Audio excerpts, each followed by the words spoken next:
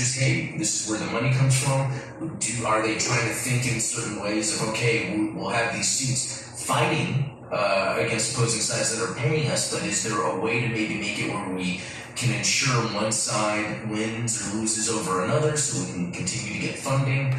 I find that to be a very interesting aspect of the Penelope and the Kasai, because they are both Gundams. It's a time where the Universal Century gets to a point where the manufacturers are just making the most high-end Gundams for either side to combat with each other. It's very interesting.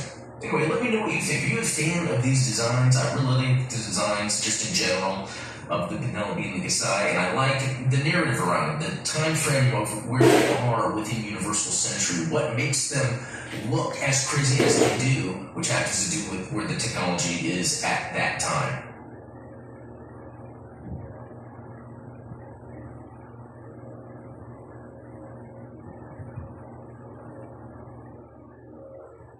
Okay, so straight up the first thing I have to say about this is, it is huge! I mean, there it is beside the Master Grade, and I mean Master Grade Sazabi Burka. There it is beside a Perfect Grade, the Perfect Grade 007 sword, and there it is beside the Core Gundam. Hey, what is up everyone? Welcome back to another review, and today I'm taking a look at this absolute monstrosity that, well, kind of looks like a chicken. And that, of course, is the High Grade Penelope. Once again, this video right here would not be possible without those absolutely awesome people over at Hobby Link Japan. So if you do want one of these absolute huge beauties of your own, then there is a link down there in the description. Now let's get to the review. So definitely with a kit this unique, I have to open up this review with the shelf presence test. And this thing absolutely slays the shelf. So I will mention right off the bat that this is a shelf mainly of Master Grade Universal Century mobile suits, which means they're all pretty big for the most part, and a whole different grade compared to this kit. That's why I threw up the two different high grades there, so you can see beside a couple of high grades. That of course is with the high grade Narrative Gundam and a high grade Sharizaku. Compared to those high grades, this right here is an absolute monolithic kit, and even compared to a shelf full of Master Grades,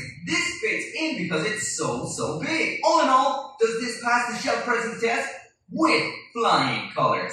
So awesome. So now moving right into the aesthetics of this kit, and there's a full 360-degree spin of absolutely every angle of this kit. And all I can say is, this does look ridiculously awesome while still looking a bit ridiculously weird because, well, it straight up looks like a chicken. Once you see the chicken, you can never unsee the chicken. It's even chicken colors.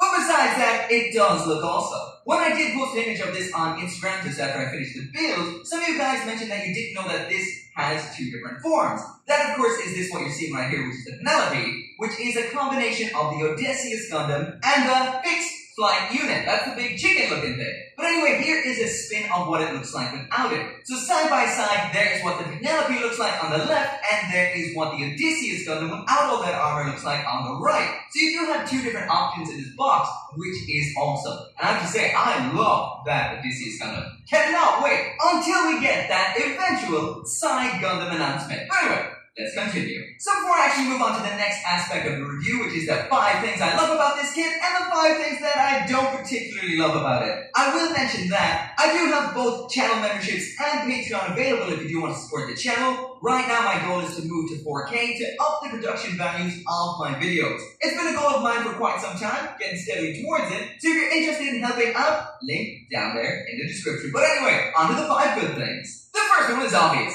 the size. This thing is colossal and there's not many high-grade kits that can rival this when it comes to sheer mass. The second good point then is expressive hands. This is something I believe should be in all kits. When you just get a pair of blocky fists with a square hole in them, it's a bit lame, I feel. This kit doesn't just come with a pair of widespread hands, we've also got a set of fists as well. Again, pretty cool. The next point is a little bit harder to show in the video, but you're just going to have to take my word for it, and that is the fact that this has some premium plastic in it. It's buttery, easy to chop up, the detailing is super sharp. Even though I just cut this right out, you won't see a single knob anywhere. And on top of that, there's no polycaps, which makes it strong for the most part. But we'll talk about that a little bit more when we get to the bad points. The next good point in this one has probably been super obvious to you since the get-go, and that is the panel lining on this guy. The panel lining opportunities are some of the best I've ever seen, and this was one of the funnest kits to panel line that I even panel lined the back of it. I never do that. I did do a pretty quick job on this, so it might be a little bit patchy here and there. I also used a gray panel lining marker, which can be a bit sheerer than a black one. Personally, I don't like the hyper contrast of the black panel lines on the white surface. I think it looks a little bit too harsh. But the panel lines on this kit are beautiful. There's a lot of hex patterns, a lot of nice thin lines to fill in. It really is special feeling in that regard. Definitely so fun to panel line. So that is singled out my favorite aspect about this kit, and the fifth good point is the fact that you can choose between this right here, the Penelope, or purge all the armor for this right here, the Odysseus Gundam. So you do have the choice between two, and of course sometimes that means you might want to buy two, but either way, that is a really cool aspect, and I love the Odysseus Gundam. So sadly, it is not all good with the Penelope right here. We do have some bad points as well. Actually, we've got 5 of them. So the first bad point, and I have to get this out of the way straight away because it is driving me mad, and that is this. You've probably been noticing this through the whole review so far, but any movement, and look at that, wiggle, wiggle, wiggle, wiggle all over the place. This stand right here is absolute ass. I mean, seriously, I'm taking this guy off, and I will answer a question I got from one of you guys. Can it stand up without it? It most certainly can, but come off of that.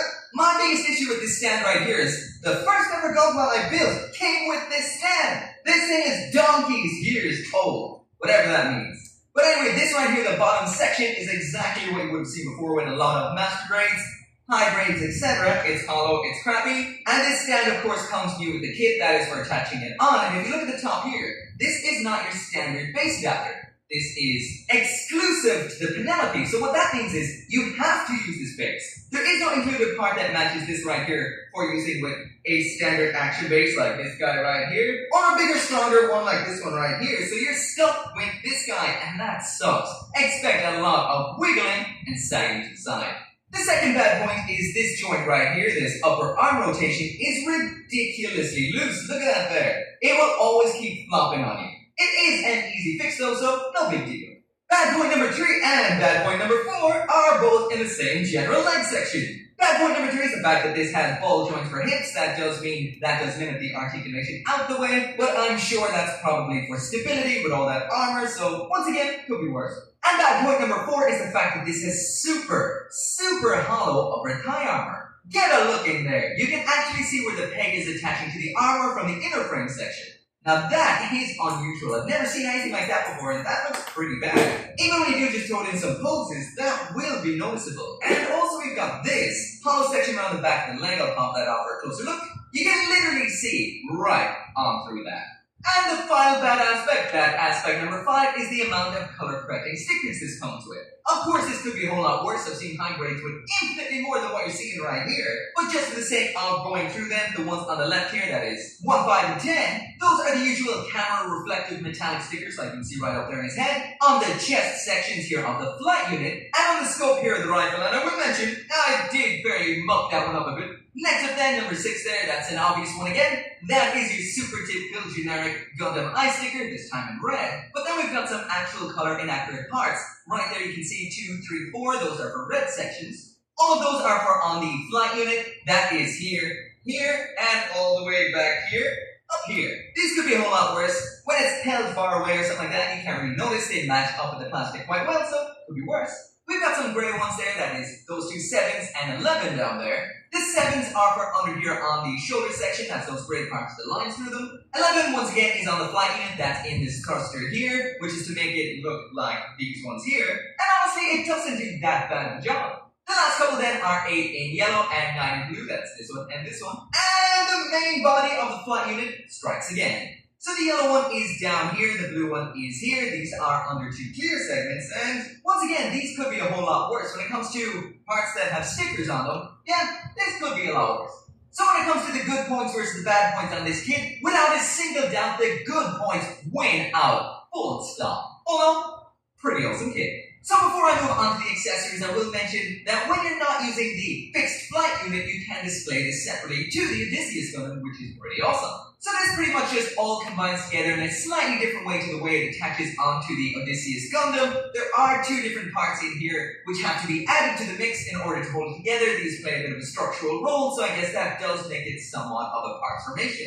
This is all pretty simple. Once you've done it once, you'll be able to do it over and over again without the instructions. So once again, simple, effective, and not taking the wiggly old stand into consideration, it's quite solid and holds together great, and it looks pretty awesome. Still looks like a chicken though. So while I have the Odysseus stripped down like this, I might as well do some size comparisons of what this is like compared to some other Universal Century mobile suits. So that's what it is actually like size-wise, beside the crossbone as well as the Blue Destiny. So this is one big Gundam.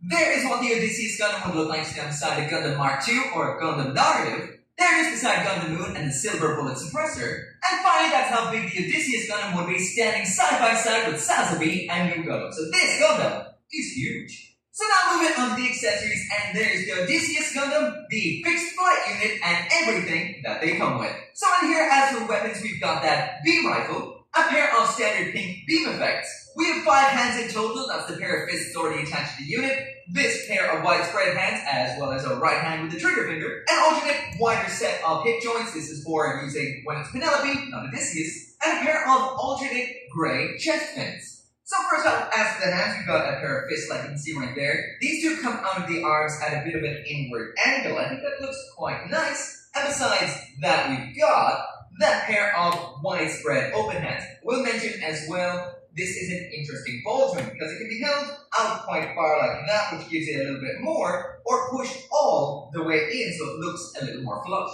You get a little bit less articulation, but bring it out and you get a little bit more. Nice design.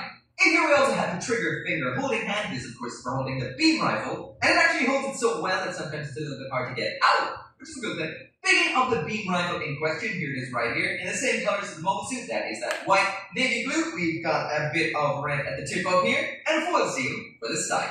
After the hand, it attaches on simple as so. It holds on perfect. And once you actually stick on those fingers, they're not going to be coming off easily at all. Like I mentioned, it's actually a bit of trouble to get them off. As for the rest of the Odysseus Gundam's weapons, we've got the composite weapon unit on the arm. This essentially looks like a shield. This is a permanent fixture. And what I mean by that is, if you do pop this off, it's just a series of pegs. It doesn't look particularly great under there, because, well, it's not a piece of equipment that is meant to come off. So back on with that. These have a mega particle cannon up top, which can spin round just like that right there. Looking pretty cool. And this segment right here is this kid's beam saber. So the beam just pops in here just like that. I am an absolutely huge fan of when a mobile suit has its beam saber mounted somewhere on the arm like this right here. It makes a whole lot more sense than having to reach around to its side skirt or something like that and pull it out. This is an awesome design and looks cool. Also worth noting as well, you have the option of popping that into the barrel of the beam rifle, just like that there. As the last couple of accessories in here, this is just for widening out the hips when it's Penelope, and these are just alternate chest sections. So that right there are the alternate chest vents that I mentioned. These are in gray. The standard original ones you would have seen already are just like the rest of the armor in that navy blue. So as for attaching the armor onto the Odysseus Gundam, it's actually quite simple. The feet, they just slot on like that, and like that. This bit drops down. This bit of armor then connects onto the back of the leg. Larger part then onto the side of the leg. Flip out the crotch. This segment then attaches on like so. Get them down. Pull out the shoulders. Up with the V-fin like so. And then bring this whole section then down over the head. Spread open the butt flap. And then this huge section just connects down there first. Then up top. Just like that right there. Then just split out that V-fin again, bring down the old chicken head, and there we go, Penelope complete. I will mention on a glass table like this, which has absolutely no traction, the waist does have a bit of a problem with keeping this up at times.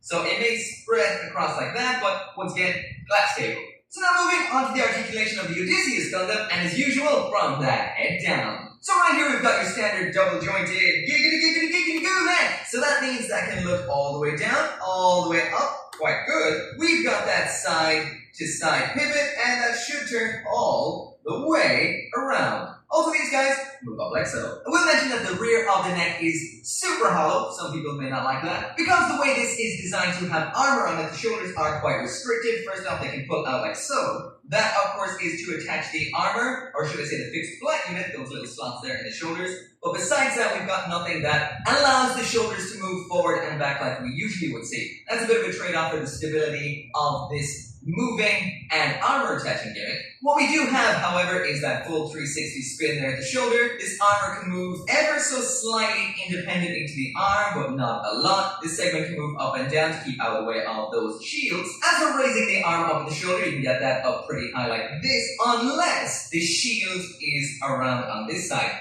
Then stuff does kind of get in the way. So if the shield is there, it gets blocked. However, if you rotate it out the way, it does not. We have full rotation here at the upper arm. We've got a second full rotation here at this point. It can be quite tough to get that to rotate around without hitting off stuff, but that can rotate. Next up, we've got one absolutely fantastic bend at the elbow. At the wrist, we've seen this before. This is that nice extending ball joint wrist. At the torso here, and obviously in the name of keeping this stable under the load of the fixed flight unit, we don't have anything at all going on the torso. We've got a bit of that to that when it comes to rotation, but that is all we've got there. A little bit of a wiggle at that ball joint, but not much. Down at the crotch, we've got this little bit that drops down like so. That's for attaching the armor. Pop that up out of the way. The skirting armor is nicely designed. Can move up here and here. These are attached out of the box. You need to snip them apart. Side skirting armor can move up and down like so, as well as rotate up to the front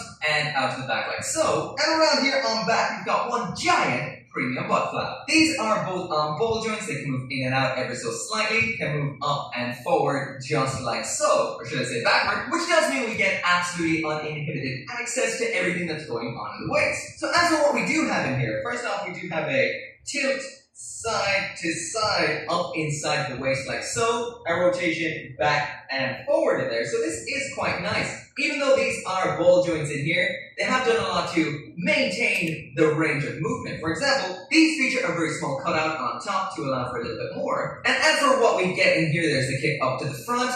There is that absolutely awesome bend at the knee. We do get more up to the front if we drop the hip down like this, and then we can bring it up a bit further. And if you move this armor down like this, you can